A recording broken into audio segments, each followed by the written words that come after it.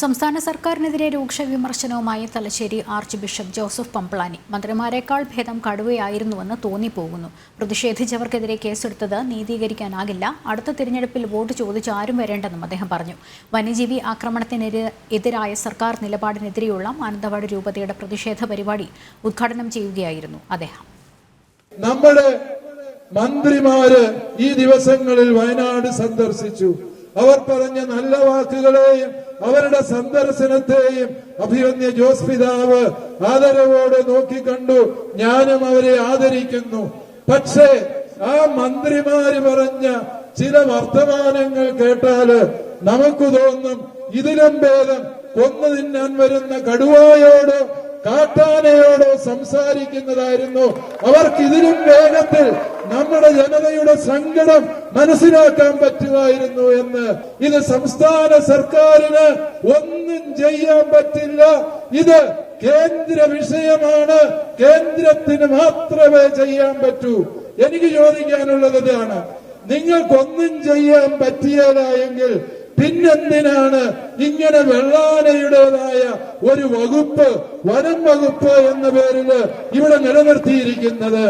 വനം വകുപ്പുകാരുടെ ഏക ദൗത്യം എന്ന് പറയുന്നത് ഇവിടുത്തെ മലയോര കർഷകനെ കേസിൽ കുടുക്കുക, അവനെ പീഡിപ്പിക്കുക, അവനെ ഭീഷണിപ്പെടുത്തുക, അവന്റെ ജീവിതം ഇവിടെ അസാധ്യമാക്കി തീർക്കുക. അതിനുവേണ്ടിയാണ് നിങ്ങൾക്ക് സർക്കാർ ചെലവിന് തന്ന് ശമ്പളം തന്ന് ഇവിടെ നിർത്തിയിരിക്കുന്നത് എന്ന് വനം വകുപ്പ് ഉദ്യോഗസ്ഥർക്ക് ഒരു ധാരണയുണ്ട്. വിവരങ്ങളുമായി ശ്രീജിത്ത് ചേരുന്നുണ്ട്. ശ്രീജിത്ത്, രൂക്ഷ വിമർശനം തലശ്ശേരി ആർച്ച് ബിഷപ്പ് മന്ത്രിമാർക്കെതിരെ ഒപ്പം തന്നെ സർക്കാരിനെതിരെ നടത്തിയ സാഹചര്യം, എന്തൊക്കെ കാര്യങ്ങളാണ് അദ്ദേഹം പറഞ്ഞത്?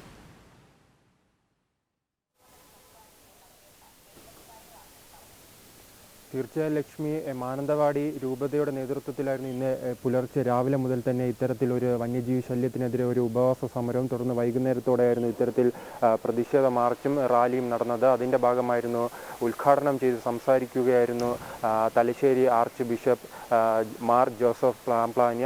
അദ്ദേഹത്തിൻ്റെ വാക്കുകളിൽ വലിയ വിമർശനമാണ് നിലവിൽ ഈ സംസ്ഥാന സർക്കാരിനെതിരെ ഉന്നയിച്ചിരിക്കുന്നത്.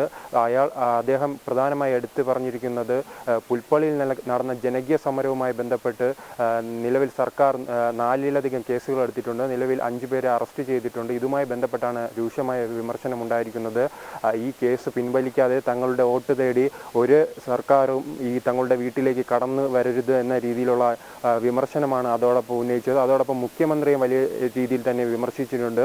മുഖ്യമന്ത്രി ഈ ഊരിപ്പിടിച്ച അടിവാളിനിടയിലൂടെ നടന്നുവെന്ന് അഭിപ്രായപ്പെടുമ്പോൾ വയനാട്ടിലെ ജനങ്ങൾ നിലവിൽ കടുവയുടെ ഇടയിലൂടെ നടന്നു നീങ്ങുകയാണെന്നും അദ്ദേഹം വിമർശിച്ചു. എന്തായാലും അതോടൊപ്പം തന്നെ 2019 തെരഞ്ഞെടുപ്പിൽ ഈ കർഷക സ്ഥാനാർത്ഥിയെ ഇറക്കി വോട്ട് ചോദിക്കുന്ന നിലപാടിലേക്ക് തങ്ങളെ കൊണ്ട് എത്തിക്കരുതെന്നും ഈ പ്രതിഷേധത്തിൽ മറ്റ് വൈദികർ ഉന്നയിച്ചിരുന്നു. എന്തായാലും വലിയ വിമർശനമാണ് സംസ്ഥാന സർക്കാരിനെതിരെ ഉയർന്നത്. അതോടൊപ്പം കേന്ദ്ര സർക്കാരിനെതിരെ ഇത്തരം സംസ്ഥാന സർക്കാർ പല ആരോപണങ്ങൾ ഉന്നയിക്കുന്നു. അതിൽ ഏറ്റവും പ്രധാനപ്പെട്ടത് ഈ വന്യജീവികളെ പിടികൂടുന്നതുമായി ബന്ധപ്പെട്ട 1992 ഭേദഗതി നിയമത്തിനെ കുറിച്ചാണ്. അതിനെക്കുറിച്ച് CPM രാജ്യസഭാ നേതാവായ സന്തോഷ് ഇത്തരത്തിൽ ഈ രാജ്യസഭയിൽ ഒരു മന്ത്രിയോട്, വനംവകുപ്പ് മന്ത്രിയോട് ഇത്തരത്തിലൊരു ക്വസ്റ്റ്യൻ ചോദിച്ചതായും ഈ ജോസഫ് താമരശ്ശേരി അതിരൂപത യുടെ അധ്യക്ഷൻ പറയുന്നു. ഈ സന്തോഷ് ഇത്തരത്തിൽ ഈ രാജ്യസഭയിൽ ഒരു ക്വസ്റ്റ്യൻ ചോദിക്കുന്നു. അത് എന്തുകൊണ്ടാണ് ഈ രാജ്യസഭ ഈ വന്യമൃഗങ്ങളെ വെടിവെച്ച് പിടികൂടാനോ അതോ പിടികൂടുവാനോ ഉള്ള നിയമം ആരുടെ കയ്യിലാണെന്ന് ഇത്തരത്തിലൊരു ക്വസ്റ്റ്യൻ ചോദിക്കുന്നു. എന്നാൽ അതിന് മറുപടി ഇതിനുള്ള അധികാരം സംസ്ഥാന സർക്കാരിനാണ്. സംസ്ഥാന സർക്കാരിലെ ചീഫ് വൈൽഡ് ലൈഫ് വാർഡനാണ് ഇത്തരത്തിലുള്ള ഈ ചുമതലയുള്ളത്. വലിയ വിമർശനമാണ് സംസ്ഥാന സർക്കാരിനെതിരെ ഒപ്പം തന്നെ വനം വകുപ്പിനെതിരെ പ്രത്യേകിച്ച് ഉയരുന്നത്. ശ്രീജിത്താണ് വിവരങ്ങൾ നൽകിയത്.